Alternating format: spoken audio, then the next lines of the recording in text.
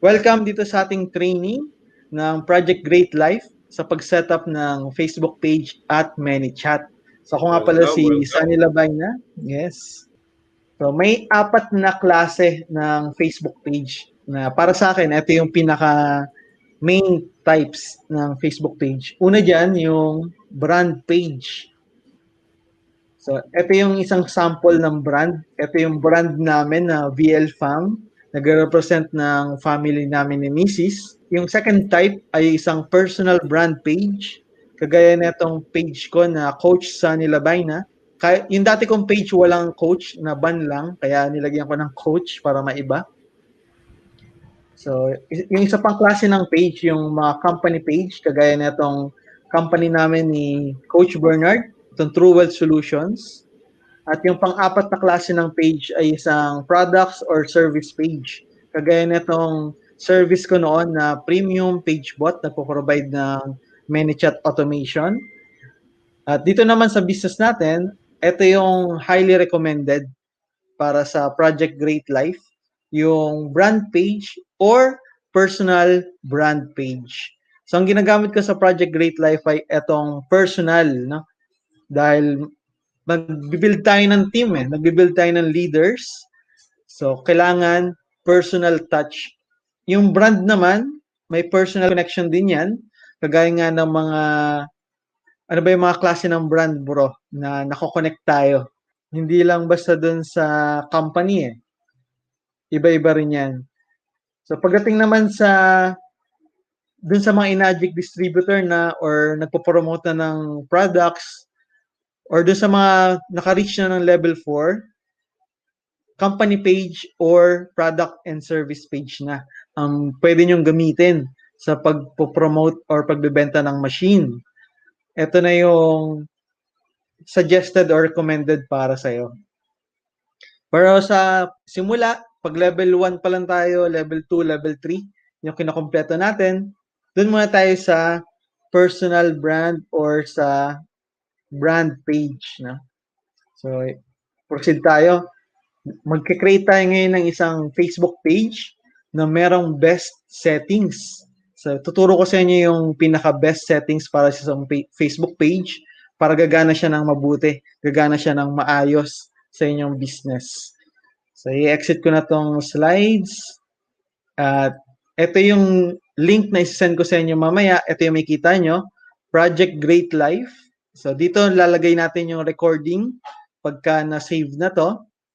Sisimulan natin pagpunta sa Facebook. I-click mo lang yung button sa baba ng video. Pupunta ka sa Facebook. So, ang gamit ko ngayon ay yung Facebook ng isa sa mga leader namin, yung aking tawag dito, yung kapatid ni Mrs., no? Yan. So, si Sam Villaronte. So, ang gagawin ko, page niya, yung isa-set up natin. So, nakapangalan sa kanya yan. So, pupunta tayo sa pages, dito sa may kaliwa. May kita mo yung parang flag na orange. Kiklik mo lang yan. And then, may kita kang create new page. So, i-click mo lang yung create new page. Ayan. So, may bandang kaliwa pa rin, hingi kanya ng page name. So, required yan. So, ilagay natin dyan, Sam Villaronte. Yan. Tapos may kita mo sa gitna, pinapakita niya yung kalalabasan. So, parang pinaka-sample yan. Next, kailangan ng category. Right, lagyan na natin ito ng blogger, no? Okay na yan. And then, yung description, kahit blank lang muna. And then, pinutin mo na yung create page sa may pinakababa dito sa kaliwa.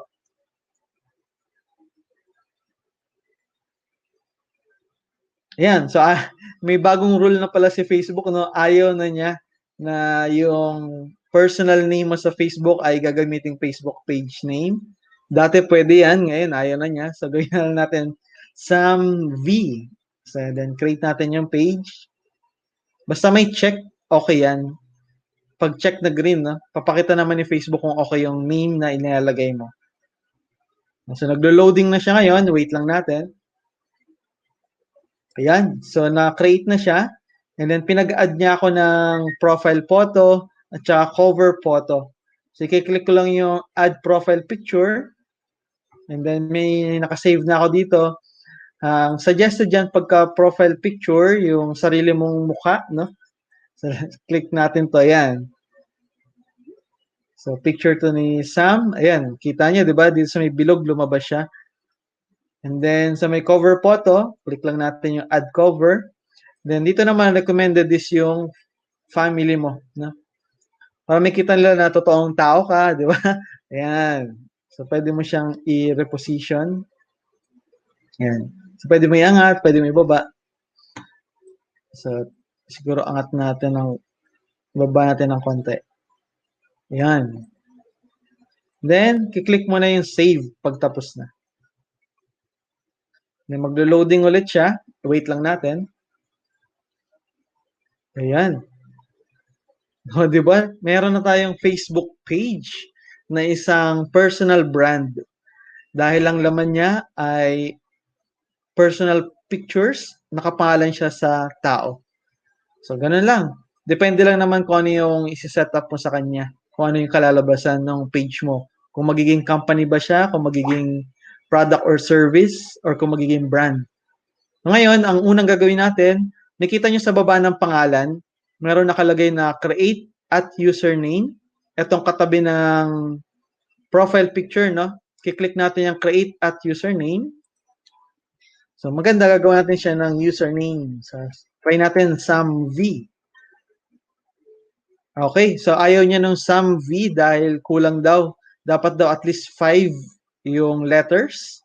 So, try natin kumpletuhin yung last name. Kiklik mo lang sa labas, no? Para mag-check si Facebook. So, meron na rin ng Sam Villaronte. So, try natin na Sam V.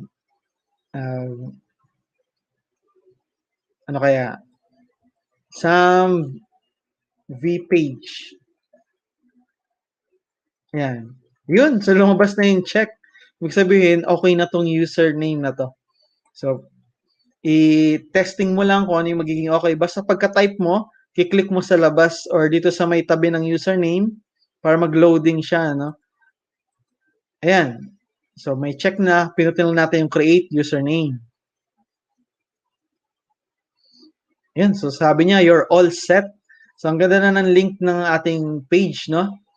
Sam V page. So, napaka-simple. Kaysa dito sa, may kita nyo sa taas, Sam V numbers. Yan yung default ni Facebook pag di mo nilagyan ng username. So, pangit siya tignan. Kumpara dito sa ating link na ngayon. No? So, click natin yung done. Ang next na gagawin natin, itong add button sa may kanan. Kiklik natin yan. So, lalabas yung mga options. So, para sa isang personal page, ang lalagay lang natin ay contact us. Ayan. Or, website pala to. Back natin. Dapat message us pala. Ito, send message. Ayan. Para diretso sila sa page inbox natin. Ayun. So, may kita mo nakalagay na edit send message na. Ayan. So, ngayon, ang gagawin natin, so, okay na yung profile picture, cover photo, okay na yung username, tsaka yung button. Pupunta naman tayo sa settings ng page. Dito sa may bandang kaliwa, pwede mo scroll down to. Yan, nakita mo, nag-scroll down ako. Pupunta dito sa settings. Then, makita mo ito yung general. Nasa general tayo ngayon. Dito sa may bandang gitna, nakita mo yung profanity filter. Naka-off siya. So, i-on natin yan. Siset natin sa strong. Para yung mga nagmumura sa page, hindi ipapakita ni Facebook. So, yung mga bad words, matatago. Ayan. So, save lang natin yon. Tapos meron din tayo dito makikita na page moderation. So, pwede kang maglagay dito ng mga words na gusto mo ring itago ni Facebook. Halimbawa, mga Tagalog na mura. Kasi yung profanity filter, mga English na mura yung natatrack ni Facebook dyan. So, dito sa page moderation, pwede nating ilagay yung mga Tagalog na mura. At ang maganda dito sa ating team, sa Project Great Life, kinolek ko na yan para sa inyo. Ikakopy nyo na lang dito sa website. Sa baba ng Facebook button, may makita ka ito na, yung mga mura, no, mga bad words. Kiklik mo lang yung copy. Yun, nag-copied na siya.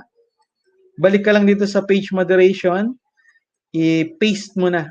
So, i-add ko na siya. Ayan, may kita nyo, nakalista na, no? Basta tama lang yung comma, magiging okay siya. So, i-edit ko na lang yung ikakopy nyo doon para hindi nyo na siya ma-experience mamaya. So, isi-save ko na siya dito sa baba.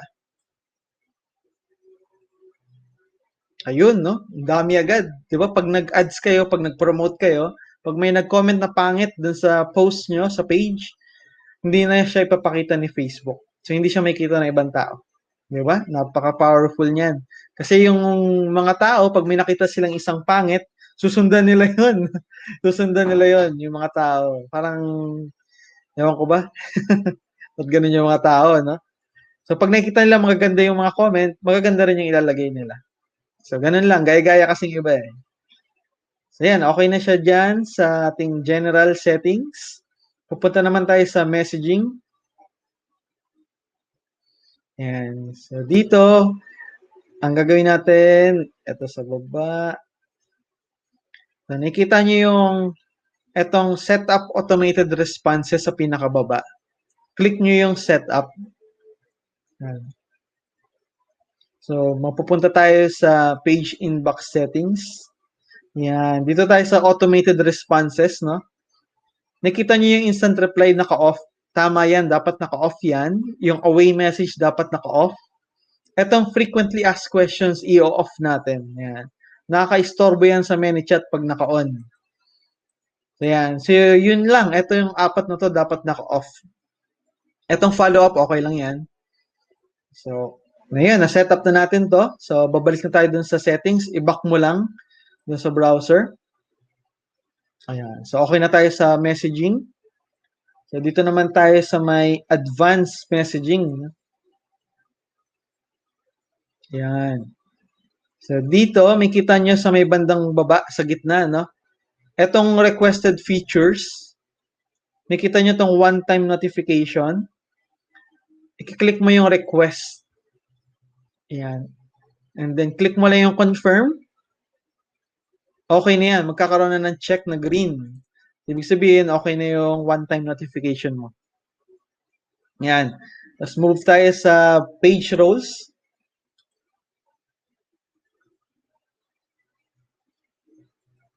Yan. Dito may kita nyo yung mga admin or moderator or advertiser nyo dito sa page. Sa ngayon na nakalagay ay yung account ni Sam. So, isa lang yung admin. Ang recommended dito, dapat dalawa yung admin mo. Mag-add ka ng isa pang admin para kahit ma-block yung account mo, buhay pa rin yung page. Hindi siya mawawala. Kailangan yung admin na isa, matagal na rin na Facebook account. No? Huwag yung mga bago. Pag mga bagong account, madaling ma-block ni Facebook. So, ito, kailangan dagdagan ng isa pa. No? So, pag nag-add ka, type mo lang yung pangalan dito. Halimbawa, ako, type ko yung pangalan ko. So, ito yung pangalan ko. Yan. I-click mo lang yung pangalan ng gusto mong i-add. Tapos, click mo dito sa may right side, yung editor, gawin mong admin. Yan. So, pag nagawa mo siyang admin, click mo lang yung add. Tapos, lalagay mo yung password ng account mo. Pag nalagay mo na yung password ng account mo, okay na yun. Kailangan i-accept nung taong in-add mo. No? Magno-notify sa kanya si Facebook na ginawa mo siyang admin. Kailangan niya i-accept yun doon sa kanyang Facebook account. And yan. Pagka meron ka ng pangalawang admin, okay na rin yan. And so far, okay na yung setup ng page natin. Pwede mo na lang dagdagan dito yung sa page info. Pag may website ka, ayan, pwede mo ilagay yung contact number mo dito, website mo, email mo, location kung gusto mo ilagay. Pero optional na itong mga to. So, pwede mo rin ilagay no hours o kaya always open. So, depende sa'yo. Ano. So, yan. So, tapos na tayo dun sa pag-setup ng Facebook page. So, dapat ganito yung kalalabasan ng page nyo. No? So, merong family cover photo. personal profile picture, username na maikli lang, maganda mabasa, at send message button. And then dapat ma-set up nyo yung mga tinuro ko dun sa settings, no? Andito yung settings sa may kaliwa, sa bandang baba. Pwede mo itong scroll down kung hindi mo siya agad makita. Yan. So, move na tayo sa ManyChat setup. Yan. Para sa ManyChat setup, click mo lang tong button ng ManyChat website login. Ayan. Ayan. Tapos click mo tong I agree. Ayan. Yung box na sa I agree, kailangan meron siyang color green. Tapos click mo yung sign in with Facebook. And kung first time mo kay ManyChat, ganito yung makita mo. Click mo lang yung continue. And then, i-allow mo siya, no, para makontrol niya yung page mo maging automated. So, click na lang natin yung OK. Yan. So, ngayon, nakita mo ito yung page na ginawa natin, di ba? Yung SamV. Click lang natin yung connect sa tabi niya. Let's wait natin siya mag-loading. Ayan. So, i-interviewin tayo ni ManyChat. So, will this account be used for an actual business? Yes, di ba? Business natin yung Project Great Life. What describes your business the best? Click mo lang tong drop down, itong select description. Others, e-commerce, professional accounting, entrepreneurship, personal blog. Kahit personal blog na lang, okay yan. Because what type of messages are you going to send from ManyChat? Piliin lang natin yung Facebook Messenger. Pwede mong lagyan ng check yan. Tapos click na natin yung continue. Ayan. Tapos magbibigay pa ng mga tips si ManyChat, no? Okay, click lang natin yung let's do it. Ayan. So ano daw yung need natin para sa business? Kailangan natin ng mga timely answers. Yan. So kahit alin lang i-check nyo dito, pwede na yan. Yan. Customer info, site visits, orders. Then continue lang natin. When do you want to start talking to your customers? When they visit my website, when they go to my Facebook page, when they click on my ads. Yan. And then continue natin. What kind of content do you want to send to your customers? A series of messages. Sige, lagay natin yan. Lagay natin din ng personalized offers. Sige. New triggers. Birthday. Hindi, okay na to. Dalawa lang. Tapos click natin yung finish. Yan, wait. And then, nandito na tayo. Connected na tayo sa ManyChat. Ngayon, pag na-connect natin yung page natin sa ManyChat, meron pa tayong kailangan gawin ulit sa settings. So, babalik ka sa page mo. And then, i-open natin yung settings. So, pupunta tayo sa advanced messaging. Ayan. Nakita nyo itong response method. Pipiliin natin dyan yung pangatlo. Responses are partially automated with some support by people. Ayan. Nakita natin connected na si ManyChat sa page natin. Tapos dito sa app settings, kiklik natin yung configure. May kita nyo itong options na primary receiver. Pipiliin natin dyan yung ManyChat. Sa secondary receiver, pipiliin natin yung page inbox. Yan. Ayun. Then, so tapos na yan. Yun lang yung kailangan natin gawin dyan. So, ngayon, meron na tayong ManyChat. Babalik tayo dun sa ating guide. Etong ManyChat template na ang gagawin natin, no? I-install natin siya doon sa ating ManyChat. Download yung nakalagay pero wala namang i-download dito. So, edit ko ito mamaya. So, click here na lang para sa ManyChat template. Pag pinindot natin siya, ito siya, tignan natin, no? Wait natin mag-loading. Ayan. So, makita nyo, PGL ManyChat template na generic version to. So, kahit sino pwedeng gumamit. So, click lang natin yung install. And then, papipiliin sa atin yung page na pag-i-install natin. So, click lang natin tong install sa tabi ng SamV page, no? Tapos dito, kiklik lang natin to Yan, dapat may check tong default reply, welcome message, main menu. Yan, so click natin yung install now. Yan, so wait natin siya mag-loading. Ayun. So eto na, PGL, no? Ayan. So eto may mga links na dito, naka-default to. Kung hindi mo alam kung ano yan, huwag mong galawin. Dahil pwede mo na itong gamitin kahit ganito pa lang. So, ang importante lang dito, pupunta tayo sa may growth tools. Yan. May kita mo itong PGL link. Click mo yan. Tapos click mo yung next. Ikita mo itong messenger ref URL. Yan, nakapangalan na dyan, Project Great Life. Click mo lang yung copy. Tapos eto na, yung ipapaklik mo sa prospects mo. Pag kinlik nila to, samplean natin, no?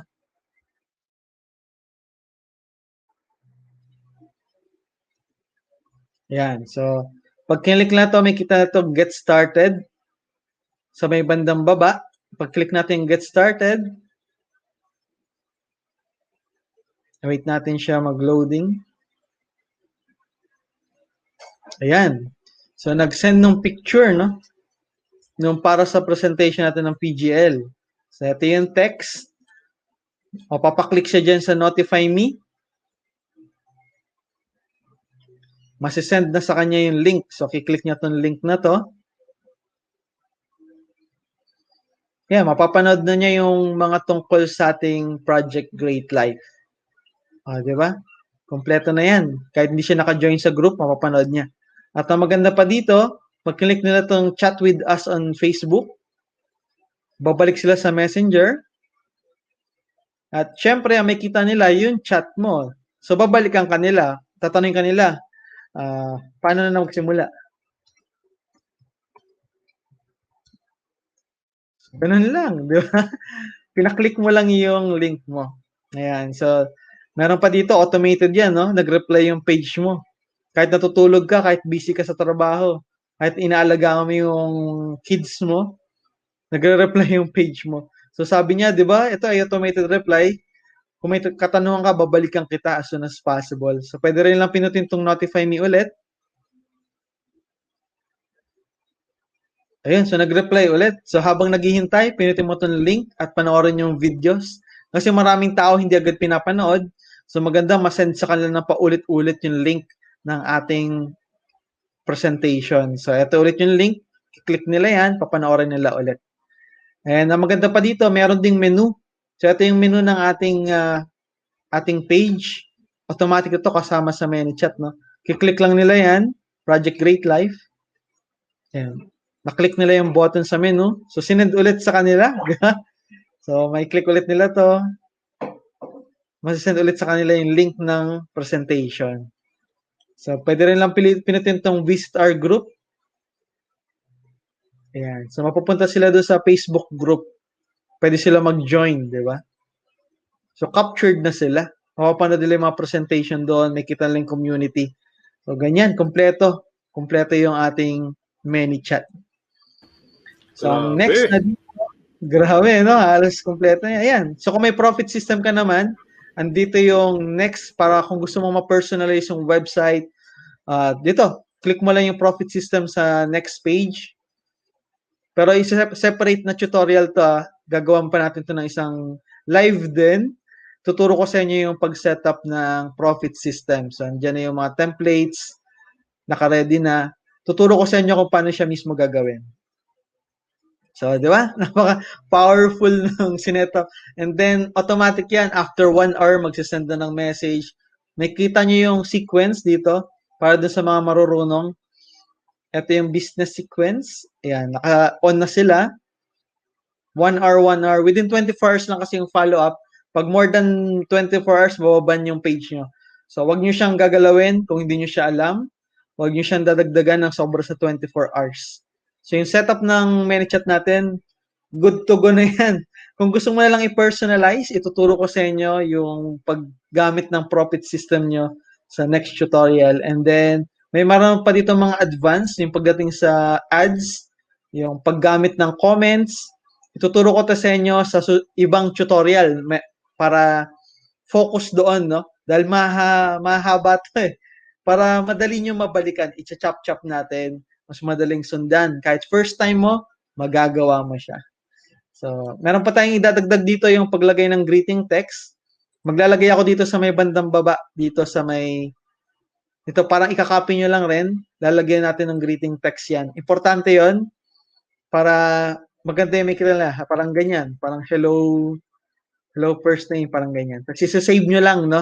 Ikakopy nyo yun dito. Hindi ko pa nalagay eh. Pero isa-save nyo lang dito. Tapos na. Ganun lang. Paste nyo lang dito mamaya. So, siguro gagawa tayo ng version 2 para mas malinis pa. Medyo may mga naging technical difficulties dahil live tayo ngayon. Pero so far, nakita ko magagamit na siya. Okay na to. So habang di pa nagagawa yung version 2 na itong video, ito muna yung sundan nyo. No? So gagawa ko ng greeting text dito sa bandang baba para ikakopy nyo lang dito sa settings ng ManyChat. Settings, general, greeting text. Paste nyo lang dito and then save. Or lalagyan nyo yata ng first name yan eh. Kailangan ng first name. So, ayun. So, siguro lalagay ko lang sa edited version. I-connect ko lang dun para madali nang susundan ng iba. Pero kompleto na. Kompleto na tong nakita nyo. So, generic siya. Pwedeng gamitin ng kahit sino. So, siguro pwede tayo mag Q&A. Kung hindi mo nakuha yung sa unang gawa, replay mo lang tong video. Sundan mo siya step by step.